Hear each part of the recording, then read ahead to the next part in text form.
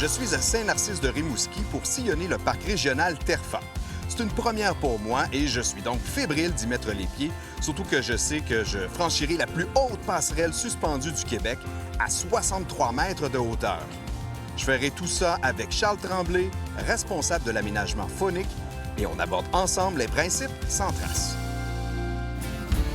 Mon nom est Alexis, passionné de rando.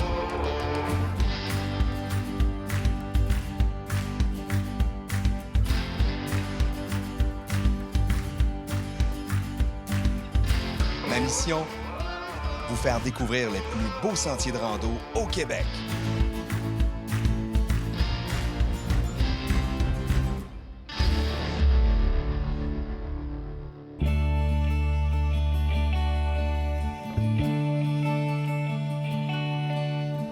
Bonjour, ici on est présentement chez Terfa, ce qui veut dire le territoire d'expérience récréative des forêts anciennes. Terfa est né de la fusion de la réserve du Chenier et du canyon des Portes de l'Enfer. Initialement, le site était le canyon des Portes de l'Enfer et ça a été fondé dans les années 1980 suite à des citoyens de la municipalité qui ont vraiment cru au fort potentiel de développement du site. L'an dernier, c'est plus de 30 000 visiteurs qui sont venus ici chez Terfa. Donc, il ne manque que vous.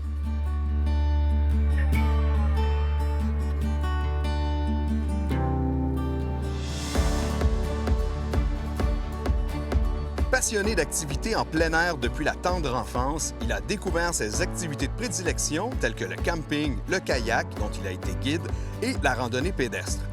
Il a fait des études dans le domaine de la biologie. Charles s'occupe ici de l'aménagement faunique et met aussi sa touche aux activités récréo-touristiques. Au sein de Terfa, Charles a mené des projets d'envergure en restauration environnementale, en aménagement faunique et de sentiers pédestres. Salut Charles! Salut Alexis! Ça va bien? Très bien toi-même. Ben oui, très bien. Je suis content d'être ici à Terfa. Pour moi, c'est une première. C'est un parc régional qui est quand même assez vieux. On aura l'occasion d'en reparler un peu plus tard. Tout à fait. Aujourd'hui, on fait quoi comme sentier? Tu as pensé à quoi? Je vous ai préparé un petit circuit, Ouais, si tu j'aimerais veux ça. bien Ben, regarder ça absolument. avec moi. Alors, voici Alexis ce que je te propose. Nous allons emprunter le sentier du Grand Saut, d'abord et avant tout, pour se joindre au sentier des Portes d'Aneria, qui va nous mener à la route du Diable.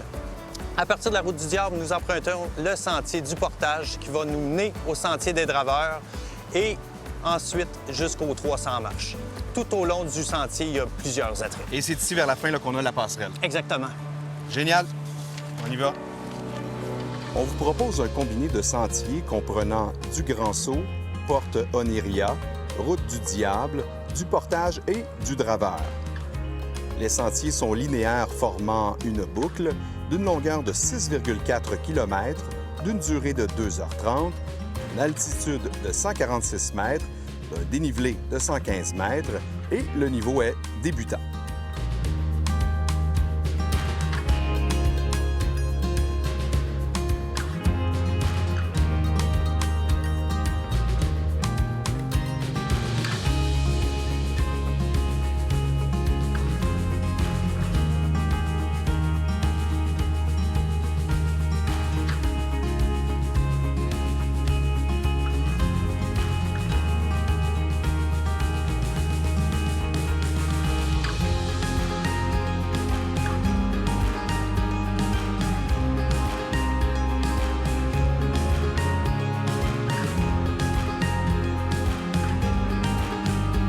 Charles, on vient de passer le premier point d'intérêt auquel on arrive rapidement. Là.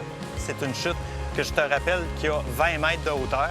Et fait intéressant, il y a Jean-François Dubé qui est une sommité ici au Québec. Il a descendu cette chute-là en rafting. C'est le seul connu, selon mes connaissances, Je peux comprendre. qui a réussi à faire un tel exploit. Là, j'ai vu sur la carte au départ, on a un sentier qui s'appelle le Portage. C'est parce qu'au départ, c'est une rivière pour la drave. Et là, les gens, les bûcherons étaient obligés de faire le détour. Effectivement, Donc, pour descendre la chute. c'était un obstacle infranchissable pour eux, donc il y avait un portage obligatoire. Puis on peut se mettre dans la peau de ces gens-là, à l'époque, qui devaient entendre la chute gronder. Il y a déjà eu un décès, selon mes connaissances. Donc, ça devait amener une certaine anxiété auprès de ces gens-là. C'est clair. En tout cas, c'est magnifique.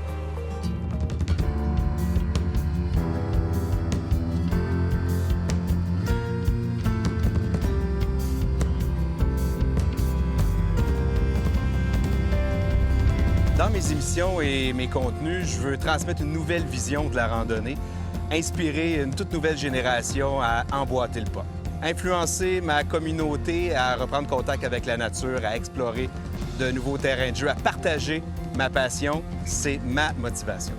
L'accomplir dans le respect des écosystèmes, à être conscient qu'il faut les préserver ou qu'ils sont fragiles et en faire la promotion, c'est mon devoir, notre devoir. C'est pourquoi j'insiste encore auprès de la grande tribu des randonneurs à connaître les 7 grands principes du Centras et pourquoi on doit les appliquer. Je vous invite aussi à participer financièrement ou avec votre temps à la mission éducative de Centras Canada, en devenant partenaire, membre ou bénévole de l'organisation. Ensemble, faisons de la randonnée Centras la seule randonnée qui soit.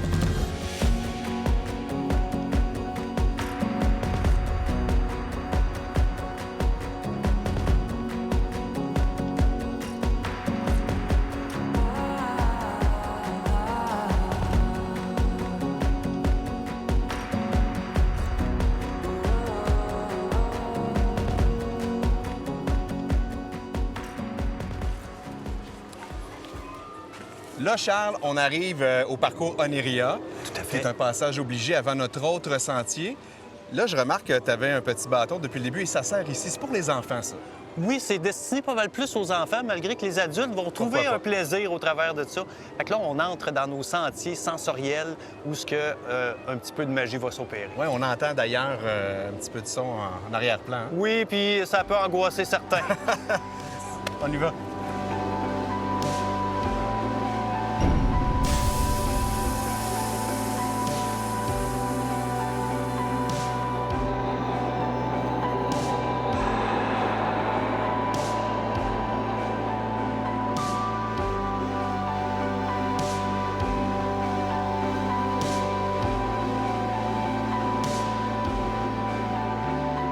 Charles, c'est un retour pour toi ici au parc. Tu étais là il y a plusieurs années déjà, mais tu as toujours eu une grande sensibilité, tu me disais, au Centras et à l'environnement. Tout à fait. En fait, biologiste de formation, je me suis toujours intéressé aux questions liées à notre environnement. Donc, outre ta sensibilité personnelle, vous faites des actions ici au parc quand même, ne serait-ce que par le site web où il y a quand même de l'information en ce sens-là, et même à partir de l'accueil. Oui, tout à fait. Fait que le visiteur qui vient nous voir dès l'accueil, on les sensibilise face à l'utilisation des sentiers et ne pas dévier des sentiers pour éviter le piétinement de plantes qui peuvent être fragiles. Deuxièmement, les chiens sont autorisés dans la majorité de nos sentiers. Par contre, on demande qu'ils soient en laisse. Également, bien, on a un site de camping, fait que les emplacements sont bien définis. On a remarqué aussi avec le temps que notre clientèle était de plus en plus éduquée et sensibilisée face à ces questions-là. Donc, on ressent de moins en moins le besoin de faire des rappels, mais question de protéger notre environnement, on va toujours informer notre visiteur avant son entrée. Et tant mieux parce qu'on veut protéger le plus possible notre environnement.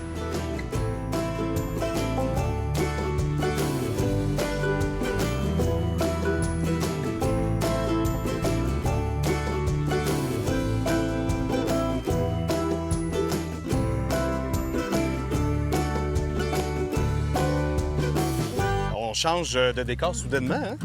Tout à fait, sentier beaucoup moins aménagé. Puis je te ferai remarquer la quantité de fleurs, malgré la saison tardive, la quantité de fleurs qu'on peut retrouver de part et d'autre du sentier. Oui, des fleurs forestières parce qu'ici, c'est beaucoup plus ensoleillé. D'ailleurs, il faut le dire, hein, c'est comme les fruits en bordure de sentier. On n'arrache pas les fleurs, on ne les cueille pas parce que ça va servir aux insectes pollinisateurs et on en a grandement besoin.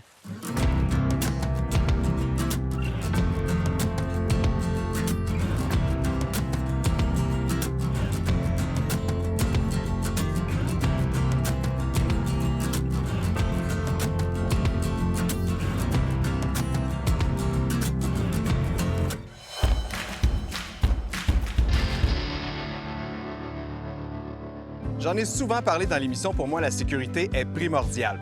Depuis ma première rencontre avec mon ami Frédéric Dion, j'ai adopté le trio par excellence en cas de pépin, c'est-à-dire couteau, briquet et sifflet. Pour ma boutique, je teste plusieurs produits et je tente de trouver les meilleurs parmi les meilleurs pour les inscrire dans ma sélection que j'appelle Méta. Pour compléter ce trio, justement, je vous présente aujourd'hui le sifflet le plus efficace au monde, avec une force audible de 142 décibels. Imaginez, quand on veut être retrouvé ou communiquer avec une autre personne qui est à distance, c'est vraiment efficace. C'est pas pour rien que ça vient avec des bouchons pour les oreilles.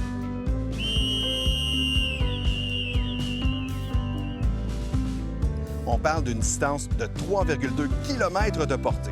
Autre caractéristique, matériel antimicrobien, conception trifréquence radiale unique, flotte dans l'eau, fonctionne sous l'eau. Je ne lésine jamais sur le bon matériel et ce sifflet, c'est un bon exemple. Top rando?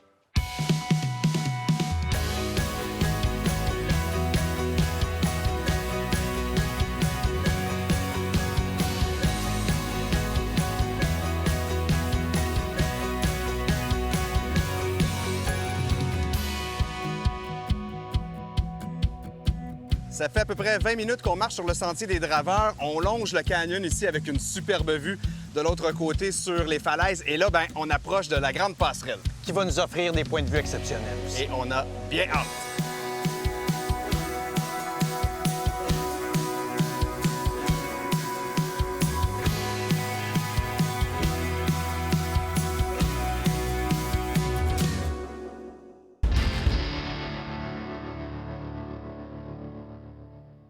Salut, je m'appelle Alexis le Randonneur et je te présente ma boutique Le Randonneur. Un espace pour les amateurs proposant trouvailles et meilleurs produits au même endroit. Tu veux randonner? C'est ta place. Vêtements, chaussures, équipements, accessoires, voyages pour la fille et le gars de rando. Je te déniche des trucs dernier cri et astucieux et en plus, je te propose mes tops spécialement sélectionnés pour toi pour faire de tes randos des randos parfaites. Le Randonneur, le ravito pour tes randos.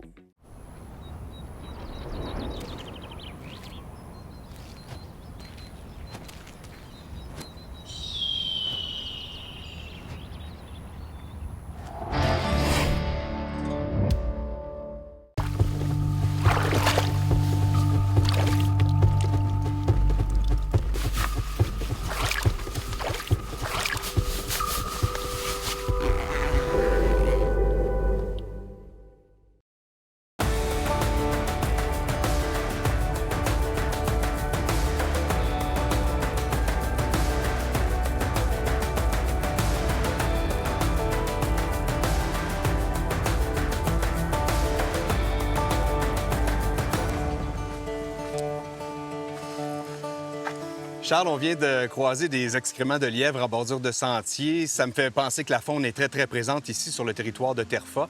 Et il y a une question qui me vient en tête. Toi, ton principe sans trace sur lequel tu serais le plus sensible personnellement?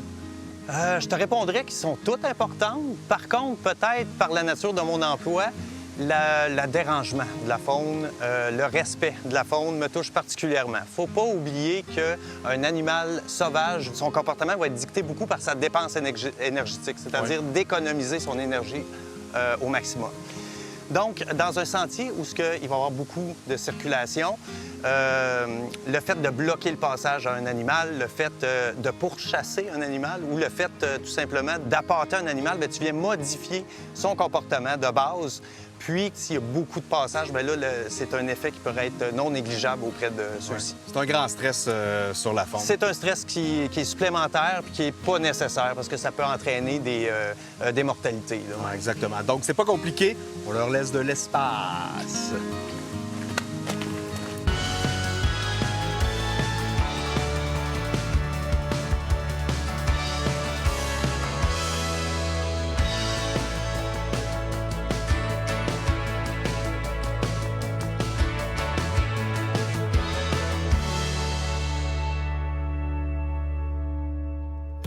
Ici, Charles, le parc Terfa est en plein développement, mais vous avez quand même déjà une offre d'hébergement intéressante.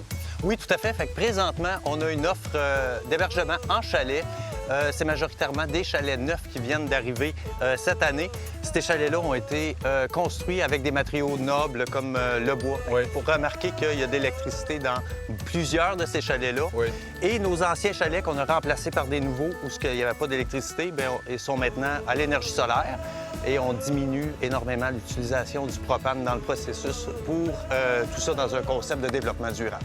Il va y avoir également des campings rustiques qui vont être réaménagés et notez également l'aménagement aussi de yourtes 4 saisons, des activités à venir également, comme des sentiers de raquettes, le ski de fond. Il y a de la pêche. Notre qualité de pêche là, est renommée à travers le Québec. En plus de ça, il y a des activités de prélèvement faunique telles que la chasse à l'orignal, la chasse au cerf, la chasse au petit gibier.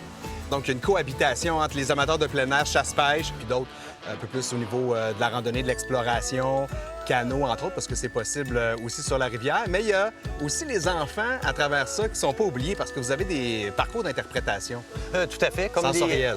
les sentiers sensoriels qu'on a visités tout à l'heure, que ce soit le sentier d'Oneria, notre nouveauté qui est la route du diable. On a le labyrinthe des secrets qui va interpeller les enfants énormément. Au-delà de ça, on a aussi des soirées spectacles avec des activités nocturnes auprès de ces sentiers-là, entre autres, ainsi qu'un conte et légende et la chute illuminée là, qui donne une dimension totalement différente. C'est vraiment, à mon avis, beaucoup plus joli le soir. Donc, on profite du parc pendant la journée de son territoire et on finit sur ce parcours-là en soirée. À Terrefa, il y en a pour tous les goûts.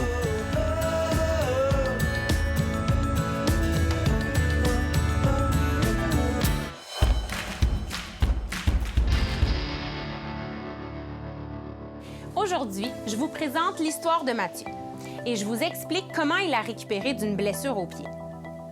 Mathieu est un marcheur et coureur en forêt de haut niveau qui est toujours en action. Après un retour à l'entraînement à la suite d'une commotion cérébrale, Mathieu a eu des douleurs au pied gauche qui l'ont empêché de poursuivre ses activités. La douleur est survenue de façon graduelle, avec tout d'abord une raideur au niveau du tendon d'Achille, ensuite une douleur sous le pied et finalement une douleur au niveau du talon. Sa douleur augmentait lors de la marche et de la course. Plus que les jours passaient, plus que la douleur augmentait, au point d'être présente même en position debout. Mathieu présentait un portrait clinique de fasciapathie plantaire. En physiothérapie, on a utilisé plusieurs techniques de traitement, dont les aiguilles sèches, des techniques de mobilisation du pied et du relâchement musculaire. Les exercices qui ont aidé Mathieu sont les étirements du fascia plantaire et du mollet, l'automassage avec la balle sous le pied et le renforcement du tendon d'Achille qui devait être fait tous les jours à la maison. Dans le cas de Mathieu, on a fait un arrêt complet de course en sentier et de randonnée pendant 4 semaines pour ensuite reprendre graduellement en alternant la course et la marche. Aujourd'hui, il est de retour sur les sentiers sans douleur. Si vous avez une douleur ou une blessure, n'hésitez pas à consulter votre physiothérapeute. Bonne rando!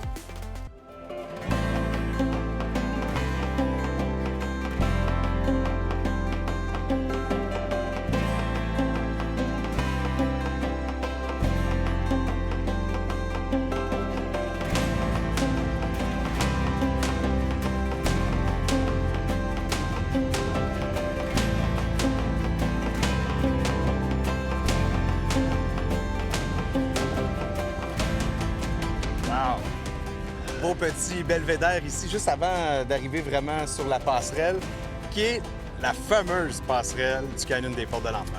Tout à fait. Ça fait déjà quelques dizaines d'années qu'elle est en place. C'est la plus haute, c'est toujours la plus haute passerelle suspendue au Québec. Haute de 63 mètres par une longueur d'environ 105 mètres. Les parois du canyon ici, on va avoisiner les 60 mètres. Puis si on va un petit peu plus bas, on va avoir des parois de 100 mètres. Plus élevé, oui, c'est ce que j'avais entendu dire. Exactement. D'où la désignation de porte de l'enfer. En fait, c'est les draveurs dans le temps qui ont surnommé cet endroit-là les portes de l'enfer parce qu'il y a les rapides au travers d'un petit corridor rocheux là, qui amplifiait les sons. Ouais. Fait que c'est pour cette raison-là qu'ils ont surnommé cet endroit les portes de l'enfer. Doublement terrifiant. Ça fait peur. En tout cas, on approche. On y va? Oui, on y va.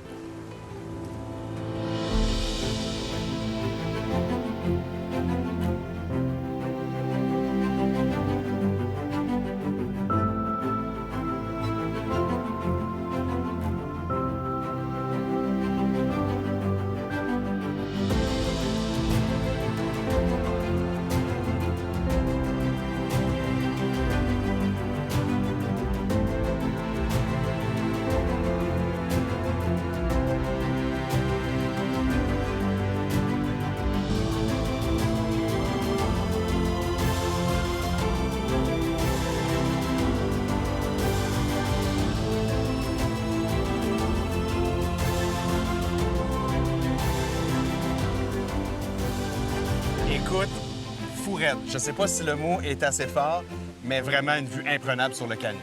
À 63 mètres de hauteur, à même niveau que les parois, on peut voir l'horizon. C'est des points de vue incroyables. C'est magnifique. En tout cas, seulement pour cette passerelle-là, le parc vaut le détour. Et là, descente des 300 marches. La descente aux enfers qu'on appelle. Ouais. 300 marches à descendre, surtout à remonter, mais ça va nous mener directement aux berges de la rivière Rimouski. On va avoir un point de vue du canyon, vue du bois. Allons-y, puis on pourra relaxer un petit peu. Tout à fait.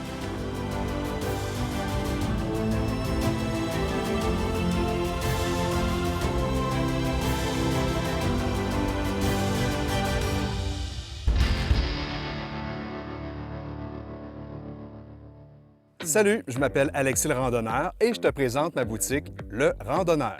Tu veux randonner? C'est ta place. Vêtements, chaussures, équipements, accessoires, voyages pour la fille et le gars de rando. Le Randonneur, le ravito pour tes randos.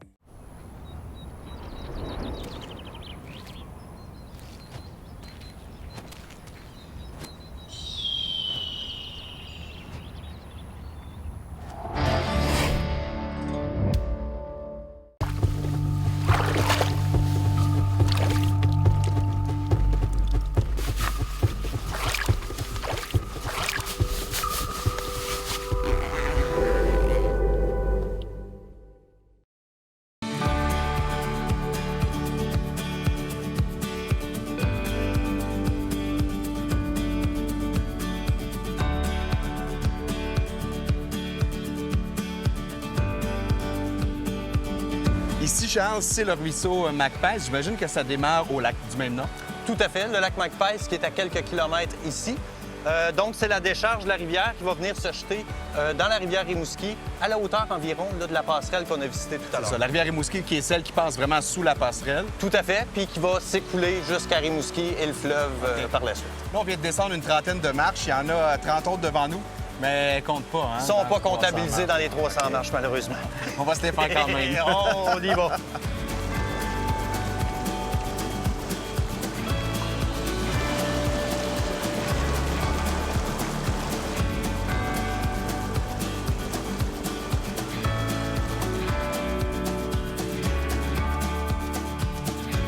Je trouve ça très intéressant de l'avoir sur un panneau ici.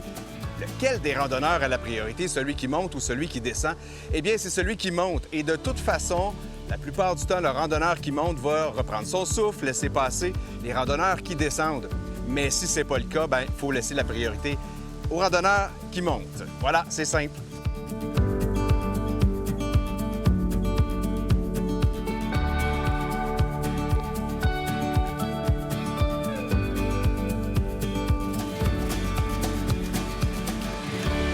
C'est parti, les marches de l'enfer, c'est ici que ça se passe. Tout à fait. Let's go! Go! 24, 25. 26, 27, 28.